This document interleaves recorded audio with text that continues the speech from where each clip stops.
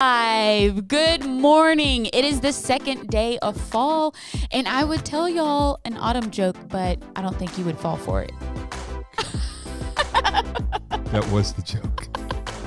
I'm glad y'all got it. Yay! Tell it to us again. Say it Y'all slower. are awake and enthusiastic this morning.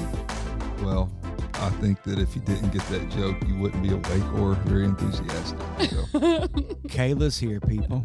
Hey, and not only is Kayla here, Sister Shirley is here.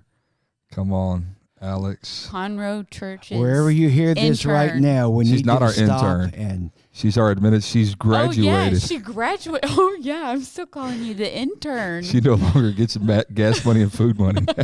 She's on payroll. Barely, but she's on payroll. this is the return of the intern. There you go. She's official or administrative assistant. That's what she is. That's what she is. She keeps us all straight. We were just joking that before long, Alex is, because obviously with it being our first episode here on Hope for the Soul, before long, Alex is going to just pastor the church because she does everything else. She's going to be running this whole outfit. The whole shebang. So welcome, Alex. We love you. We're proud of you. And good luck in this journey. Hey, why don't next week Alex is going to get a microphone and we'll just include her or make the podcast about Alex. There you go. Okay, so she gets the microphone, featured guest, the camera, all in the first time. Okay, okay. I see how this operation is going. I quit. No. Well, I'm in trouble with all my closest friends who listen. Both of them. Yeah, both of them. That's so good. Welcome, everybody, to Hope for the Soul podcast. Glad you've joined us. This table needs some weight on it. Like us. We're so raw. Follow us. Subscribe. Hit that little button. You know what to do. We're glad to see you. Glad to hear you. I'm glad you're hearing us. We're glad you're seeing us. Thank you for joining us. So today we're going to talk about, what are we going to talk about? Empowering people, right? Yes. So I'm flying pretty blind. I've got a couple points that Dad texts me, and I think, Dad, you're in the driver's seat, and I'll just interject whenever the cloud moves. Well, that's kind of you to trust me with a little of this. It's not often that I'm trusted with responsibilities anymore, and so that you trust and allow me to be a part of this. I recently observed a young man who grew up in our church, and we launched, given an opportunity in a public venue, and I was touched because I remember as he grew up, and then I remember when he launched, and then now observing the doors that have been opened to him, the privileges that have been extended to him, and the way that he has grown.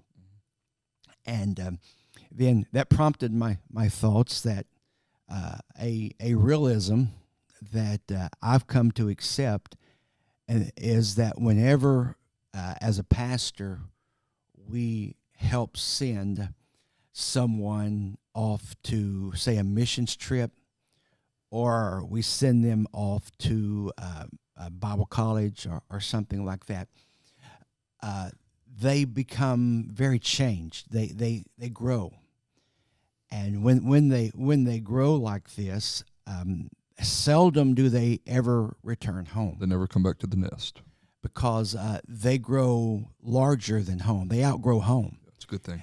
And many times, the home they've outgrown may be a larger ministry than where they go. Oh.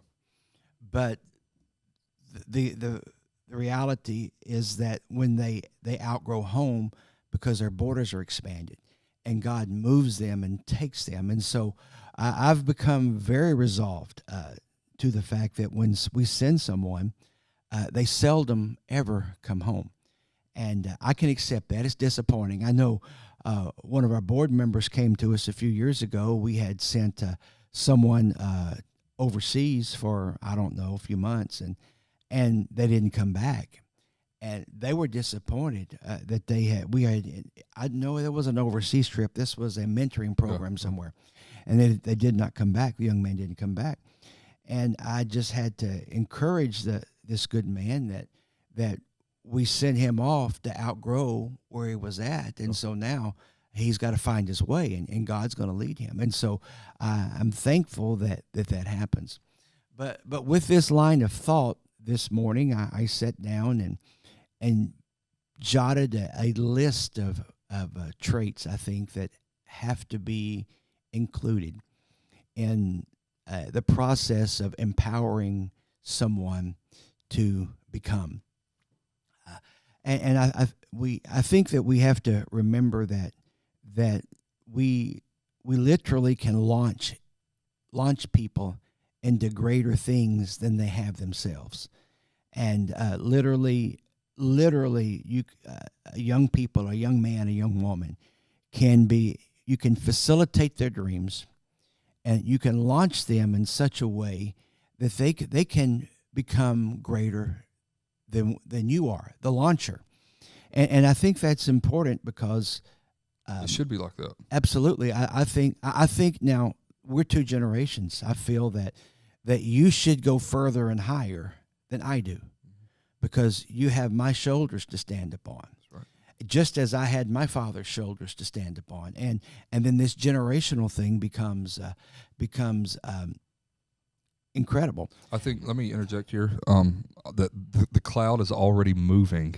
I think that a lot of times whenever we view an investment in someone sending, like we've got a young lady at Urshan College right now, chances are she may never come back to Conroe. She might find a husband. She might get involved in missions. She might, who knows where the Lord is going to take her, anywhere, somewhere across the globe. But we don't view that as a disappointment. Just to piggyback, I know you've already said this, but I do want to talk about an illustration that you've taught us and so many other people is the toothpaste. You can squeeze toothpaste, but you're never going to get the toothpaste back because it's gone, and it's not going back in that tube where it came from. And so many times the situations in life or people in life, if we squeeze them, you're going to lose them and you'll never get them back. But if you live with an open hand, they're probably going to go. God's going to use them and move them to another place. But if your hand is open, God will also see fit that at the right time, he'll bring them back to you, whether it be to be planted back in our ministry here, or just for a voice, God to use prophetically, or just to send an encouraging text message or phone call, or passing through town. Let's go get coffee. I think you had that yesterday. Happened this week. It's important that we can get mad whenever we send people and then they don't come back even though we sent them, or we can celebrate the fact that God allowed us to steward this person and God gave us this opportunity, and now wherever they go, whatever they do, our fingerprints are on them. And it's not about us, but it's about, that's how the kingdom of God is expanded. Well, the fingerprints are definitely there. I think the analogy that I use a lot of time is when it's time to release someone, it's very easy to want to have a tight hand and squeeze. And when you squeeze things, things that you squeeze usually will squirt out of your hands. Makes a mess. And things that are messy, then you've got to clean it up. And the whole concept then of, if you open your hand and you release it, your hands are open, you can receive, and you do that. We just experienced this recently, that a family, they left, and they moved away. I mean, a long way away. We didn't say anything. We didn't offer any resistance. We, in this case, we didn't even get to wave bye-bye to them. And then they chose to come back because they felt like they might have not made the right decision, and circumstances brought them back, and they didn't find that same gracefulness, that same graciousness in returning that from where they were leaving to come back from. They didn't find that, and that became quite painful for them. And I've learned a long time ago that the same way that we celebrate new people coming is the same way we've got to celebrate the same people when they leave. Yeah. And also, I think we need to think about um, the law of the harvest. Whatever you sow, that's what you're going to reap. Absolutely. So there's going to be a day when you're going to need somebody to be gracious towards you. You're going to need somebody to be there for you, and how you treat people, whether what they're doing you like or not. How you treat people in that moment is probably indicative of how you'll be treated and the mercy and grace that will be extended to you down the road as well. And the measure that you meet it is you will receive it. That's right. All right, so let's dive in. Your 5 points. I jotted down this morning that I felt were worthy of discussion. First off, if you're going to empower someone, if you're going to enable them to become someone else, you have to begin to build trust. There's got to be a trust equity, and they must know that you believe in them, that you love them, that you believe in them, and that you trust them.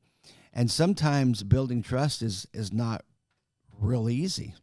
Other times that building that trust is as easy as simply trusting. And then when that trust begins to be built and people, the young person understands that, hey, I can do this. It's like when a young mother and her toddler begins to walk the first day. That baby stands and it wobbles, and everybody stands around and claps, and it may take 1, 2, 3 steps, and everybody's celebrating like, oh, big boy. But, what was the big deal? That was 2 steps and the child fell. But it is a big deal because that was 2 little bitty steps of what's going to be millions and millions of steps. And so when you're beginning to build this trust that's going to empower someone to become, you have to allow them to grow. I think proximity breeds trust as well. So just to go with the analogy that you used with a 1-year-old or 18-month-old, probably 18-month-old, the kid's already running around, but 10-month to 12-month probably is when kids start walking.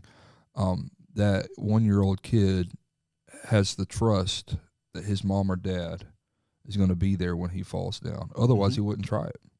And that trust is there only because mom and dad have always been close. There's a proximity. And I think for a leadership lesson is that if you want people to trust you and to believe in you and help you get to where you need to go or lead others where they need to go, I think you have to stay close to the people. I think it's John Maxwell talks about if you give people what they need and what they want, you'll never have to worry about you getting what you need and what you want. If you add value to others, there will always be people in your life who are willing and want to add value to you. That's a leadership perspective. But from a ministry perspective, I think if we are just intentionally sowing into people's lives, I think people are going to find so much value in what the church gives. And when I say we, I'm not talking about me and you, even though obviously we do that. But when Conroe Church or your church that you go to, if you're listening or watching, when you intentionally sow into people's life, what's going to happen is people are going to recognize that this is a church where I can find value, but not only can I find value, this is a place where I want to add value back. It's a two-way street, trust is. Well, all of these 5 steps they're so interconnected that in this process of building trust, I think the greatest aspect of that would be the second step, would be listening. Yeah. Mm-hmm. And simply listening to this budding leader, this baby leader, as they begin to talk and to dream and to add value to the very uncertain moments. They say things like, I don't know what the future holds, and I don't know if I can do this, and they're nervous, and you listen to that, and then in that listening of that, you offer again that reassurance. You can do this. You can do this. You can believe in this, and letting them do that. I do know that I've set. Right now, we have I'll just give a shout out to Patrick Delana, who has been growing here in Conroe. What up, Patrick? Church. Yeah, what's up, Patrick? and he's now taken over where he is coordinating our adult Sunday school lessons. And because of our crazy schedules lately, he has had more Sunday mornings dropped on him in short notice than any of us anticipated. But in those lessons that I have sat in and listened, I'm listening. I'm listening to a person who is growing and who is gaining confidence in their abilities to go through this process and to share and to communicate, and then to also learning how to be led by the Holy Ghost, learning how to yield to anointing. And so that comes when you listen and you understand and know what their dreams are, and you value what they have to say, and you're valuing the messages that you are receiving subliminally. Just the fact that sometimes the way eye contact is made, you can listen and hear that message and say, this person needs reassurance, or this person right now, sometimes they haven't needed reassurance. Sometimes they need to be corrected. Kicking the backside, so pull it back a little bit. Yeah, exactly. You got to listen. I think, how do I say this? Empowerment is what we're talking about. Yes. So leaders empower others. Yes. We all have different needs. So everyone is empowered in a different way. So it's up to the leader to listen to what that individual needs. Whether they say 9 times out of 10, someone's not going to come up and say, hey, this is what I need. This is how I want you to empower me. I've never had that conversation. You've probably never had that conversation. But if because of trust, we're gaining trust, reciprocal trust through proximity, whenever you're close to someone, not only do you gain trust, but you can listen to what they need, not what they say. Well, think about it this way. If you're leading someone and you want to empower them, you want them to speak your language. Mm-hmm. You want them to share your message. Mm-hmm. You want them to speak your dialect. Yeah, that's culture. Okay, so you want them to do that. But for them to be able to speak your language, you may have to stop and learn how to speak their language. Yeah. Mm-hmm. How do they receive? What are they trying to say? What appeals to them? You know, you get those things that make what makes them tick. And so if you want them to speak your language, I think you need to learn to speak theirs. A great example of this is for parents. All of our kids are different. How I discipline my 3 kids, they can all be doing the same thing and all 3 get in trouble at the same time. All 3 of them will probably be disciplined and talked to in a different way, because Kayla and I have learned what each of them respond to. Now, there's some things, spare not the rod. Sometimes they're just all going to get a spanking. Hopefully that doesn't get me canceled. But they all receive correction in a different way. We all receive communication in a different way. And so for us to empower others, a lot of times we have to speak to them on their level. Now, I'm not trying to be condescending. I'm not saying that they're not on our level, because people are our greatest asset. Regardless of where they're at in their leadership or spiritual development, we respect that and we honor that. We don't berate or demean anyone. But we find a way to get on their level and clearly communicate with them. Or just learning how to read that person. Yeah. I think is key part also. I think this has probably been really big for you. You're coming up on 15 years of leading conroe worship. We don't call it conroe worship. I just called it, what do we call it? The worship team? The worship team. The worship team. There you go. Yeah. Everything's conroe. So it's conroe worship from here on out. There we go. Yeah. Oh, so she's song leader. Song leader. She's song leader. Song leader without the songbook. Without the red book. So, but you've had to, I know that there's been some great moments of growth for you, and then there's been some great moments of frustration for you over the past 14, almost 15 years. Mm-hmm. So talk a little bit now about how you've had to learn to listen to people and then listen. But I think learning how to read people and has probably been the biggest and the best thing for me to learn, and not also not saying something immediately if something needs corrected. And honestly, I've learned that from you, Pastor, is if something needs corrected or whatever it may be, right then's not the time to do it. It's, first of all, let me get my spirit, my attitude right, and then, then take it to God. And then that way, when I do have to address whatever need or want, whatever it may be, I'm in a better frame of mind, and that person will receive it better. And then I also, I pray for that person also. That they could self-correct. Yeah, exactly. And many times. Pastor Kayla. Whoa. Woo. I mean, she needs better cameras. She said, but I think what you say is that soft answer turneth away wrath. That's good. Mm-hmm. And sometimes a soft answer, in the moment, it could not be soft because there's emotions. But you give it a day, you give it a week, and it sounds like many times you just gotta drop the hammer. I mean, sometimes you just have to fix it. Yeah. But there's other times that you can literally begin to understand what they're trying to say. Go quiet, seek counsel, seek the Lord, give it a day or two, give it a week, and more times than not, the Lord will hear you and help you. And sometimes it's as simple as the person remove themselves or correct themselves in a problem situation. Sometimes you give enough slack in the rope for people to hang on to it and save themselves, or sometimes they choose to hang themselves from the rope that was intended absolutely to save them. Yeah. And so I always rejoice when I see someone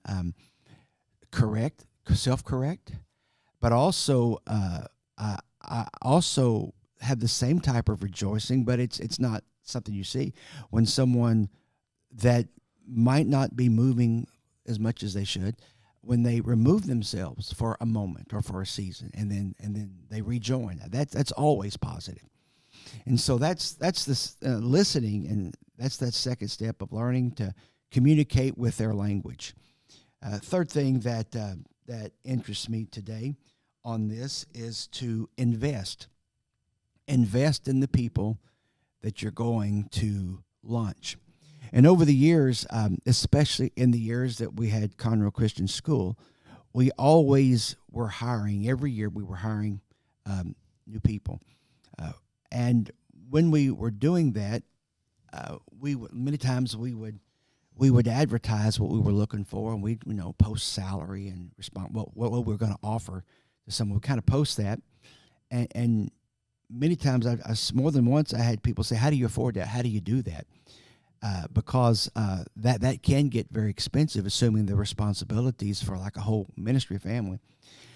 And so I began to think along these lines that some times we're not able to pay someone to do something. And around the church, you have a lot of volunteers. So if you're going to maybe ask someone to work for your church or work for your ministry, or you're going to solicit them to be volunteers, you have to make an investment. And if you look at this, a young man wants to be involved in ministry. You offer him a job that, say, you're going to give him a house to live in, pay him $40,000 a year, give him a house, cover his utilities. That's a $60,000, $70,000, $75,000 investment in that person. What you're doing there is, if you look at it from a secular standpoint, that guy has a $75,000 a year salary. But if you look at it from a ministry and launching someone, you are investing in them, investing in their future, investing in their ministry. So in all reality, if that person comes and works for you 1 year, you have made, to use this number, say $75,000, you've made a $75,000 investment in him.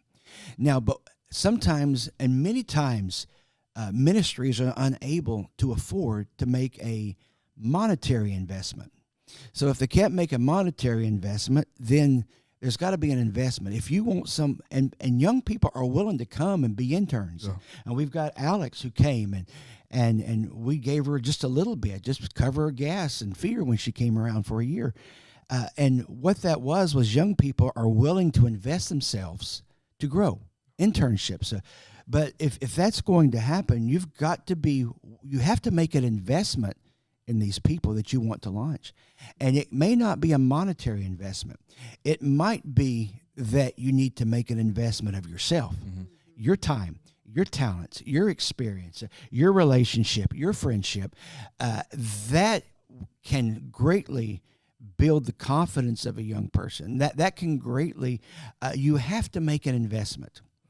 And if someone is not willing to make the investment of time, that's when you see young ministry positions get very frustrated. If they go somewhere, they're sacrificing to be there, but there's no investment, monetary or time.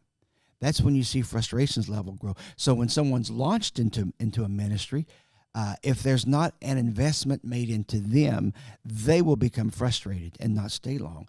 But I've seen people devote themselves for years to someone in some ministry simply because they were validated and they felt value from the time investment that the leader was offering to them.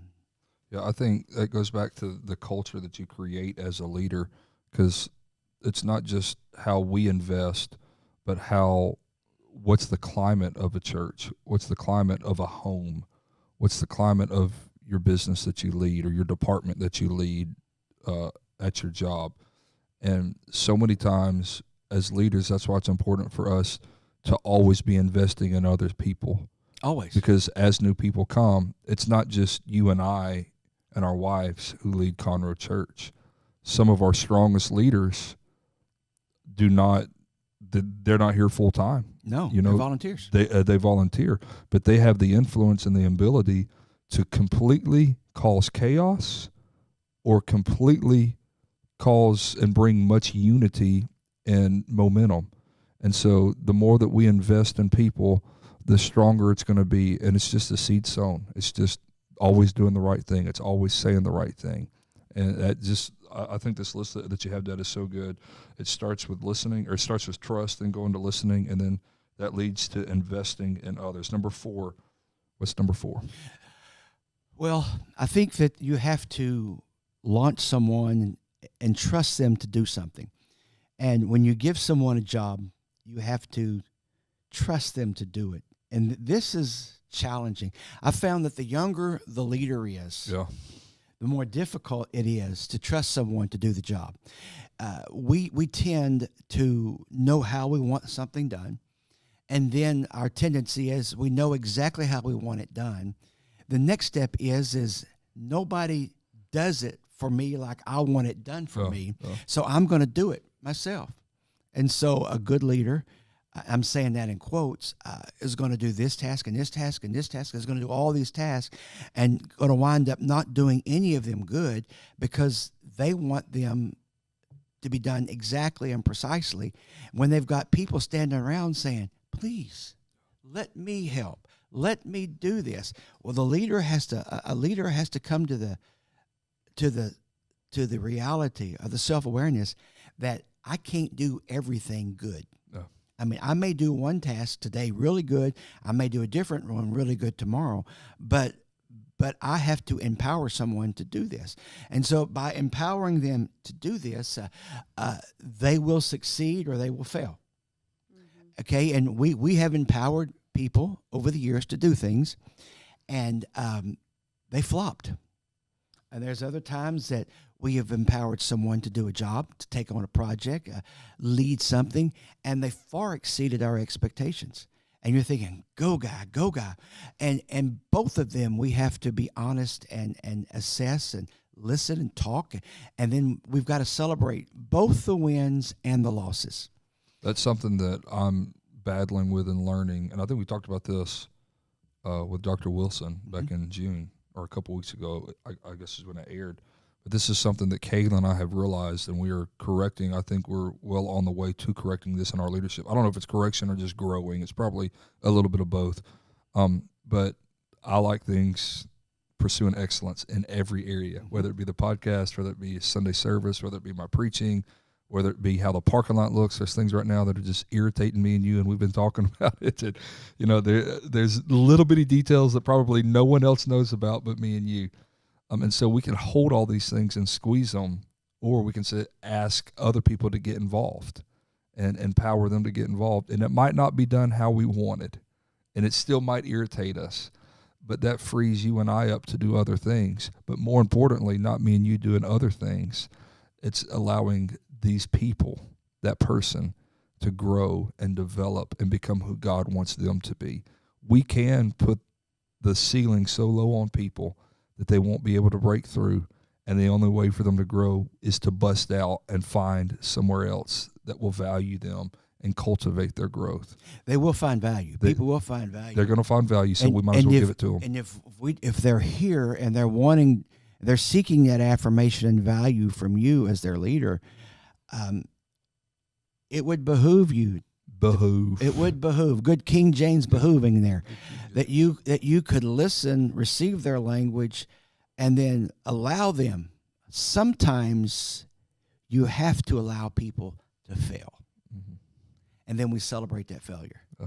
And it's not really easy. You have to celebrate the fails with great wisdom. You can't say, "Oh man, you messed that up big time." You know, that bomb, we crashed and burned on that window. No, but you take that person who, if they fail in the project, long before you ever have the opportunity to tell them they failed, they've been telling themselves they failed. They knew they fell short. So what we do is we take that and say, you know, what can we do different next time? What did we learn from this? It's a growing experience. And then, you know, they fail. They're on the ground. You pick them up, you dust them off, and say, okay, let's try this again. If you trust them enough, long enough, and you celebrate the wins, celebrate the losses, and even trust them through those losses, those people will grow. They will grow, and then they will give more back to your ministry, the thing that you're leading, than you could have ever have hoped for. Yeah.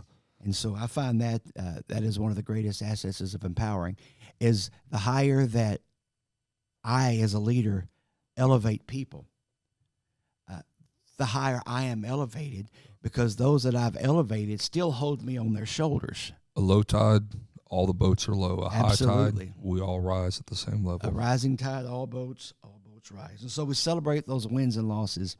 And then I think the fifth thing that probably, it's real easy to forget this fifth one. It's real easy to forget to say thank you. Because in an organization, you're busy, everybody has tasks, everybody's working, and it's another day, another dollar, another task, another project. It's another Sunday. We get through it and we go home and we're already working on next week. And then sometimes we forget to say, "Hey, great job." That's right. Yeah. And it's not that we don't appreciate it, right, because we do. It's that we're so busy looking forward, we don't slow down enough to say, "Man, that was good," and man, you know, and I appreciate that. And whether it's a song or whether, I mean, it may be, we have a fellow here that makes sure that all of our garbage cans are taken to the street every Wednesday night. It's Crash Days Thursday here. And then he comes back on Thursday afternoon and lines them back up straight. You know, and I just assume the garbage got out. But sometimes we forget to say, "Hey, thanks for doing that." Or a couple weeks ago, I showed up here. I think we were leaving to go see you and Mom, or our family in Lufkin, when you were with my mom and Papa. And we showed up here at the office, and there was two men here at the church that were just changing light fixtures, like just out of their own pocket. They just loved this house. They saw a need. And they wanted to get it taken care of.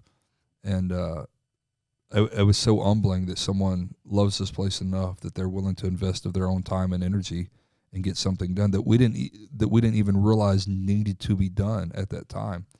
And those are the people that you have to just throw praise at, throw honor at, and then sometimes the people who don't perform, you still have to celebrate them and honor them, because beating someone up, this goes back to what you were talking about a few minutes ago, people don't need to be beat up. They're already beating themselves up. You know, find something positive in what they're doing. It might be hard sometimes, but find something positive and appreciate them, honor them. That's something that we try to do a lot. I'm sure we can do a lot better at that. But when you love and you appreciate people and make people feel valued, sometimes that eliminates the difficult conversations. Appreciation is fun. I know we had earlier this year, we had the awards night. Yeah, serve night. Serve night. And that was an incredible evening. Did we talk about that here? I think we did. Well, let's talk about it again. And so we wound up that night saying thank you to a lot of folk that do invisible jobs. Yeah. And we honored people that do these things. But then there were those other things that began to come out, and they were fun. They were humorous, and they were, people's personalities are always picked up on, and all through that you found hidden messages of teasing, hidden messages of, we got one guy runs around here with a headlamp on. Oh, yeah. And so how many headlamps showed up in that? He showed us a new headlamp yesterday. He came by with a new headlamp. Infrared. You wave your hand at that thing and it turns on. Wow. So like nights like that are important. So for a church or for a family, there's sometimes that, Kay and I will just go pick the kids up from school early. We probably don't do this as often as we should, but and there's been days, I know looking back, there'd be days that you would wake me and Redona up and get up guys, but we're not going to school, we're going somewhere else. And you'd surprise us with a day trip, or you'd surprise us. We're going to, you guys are going to go to general conference with us, and we didn't know that we were going. And so just as we do with our children, sometimes it's important to do that in our work culture and in the culture of the church. And going back to like how we tease people, I think it's important that goes back to listening and knowing how people's personalities are. Some people, if you tease them, they'll take offense to that. Mm-hmm. Other people, if you tease them, that just, that fires them up and they want to do more and more and more because that's their love language. Absolutely. And then when you empower people, the next time you come around on this particular task, it's kind of out of your mind. I tell the story informed of a leadership meeting we were having years and years ago. This is within the first 5 years of Conroe Church. I mean, to even have a leadership meeting, if they were a living, warm body, they had a leadership position. And we put a lot of square pegs in round holes trying to make it all happen. But we were at one of these meetings, and one of our leadership meetings ground down to where it was like 30 minutes were taken up in this meeting, and we were trying to figure out, there was going to be a dinner of some kind. We were trying to figure out how much, and we got locked up on how many green beans to buy. And it went like individual green beans, or like cans of green beans. Oh, I was about to say. Like cans of green beans. And I felt a little exasperated. Oh yeah. And I said, "Dear mercy, people, look. If you want to know how many green beans to buy, somebody look at the back of the can. The can says 5 servings. You want to feed 25 people. 5 times you want 25 times 5. You need 5 cans of beans. Somebody read the back of the can and get your calculator." And we stopped. Yeah. And we all laughed because there was a truism there. But I just kind of, I didn't realize that in that moment I empowered a group of people. Yeah. And that's been 25 plus years ago. And we haven't had green beans since. Well, the next year at that meeting, when we prayed the opening prayer, welcome everybody who prayed the prayer. During the prayer, I heard a noise. I opened up, and every person sitting around the table put a can of green beans. Oh, joke's on you. That's great. So they reversed it. Okay. But you know what? I haven't counted green beans. Yeah, it was a learning experience. For any project in all of those years now. Because in that moment, they learned, they were empowered, they figured out how to look at the back of the can, but more than that, they realized, I can do this, and this is how I do that. That's empowerment. Awesome. Well, we hope you enjoyed this episode of Hope for the Soul. As always, we're so appreciative that you take time out of your schedule to listen to us or watch us, and we hope that this was a blessing to you. And we will see you right back here next week. Bye-bye. Bye-bye.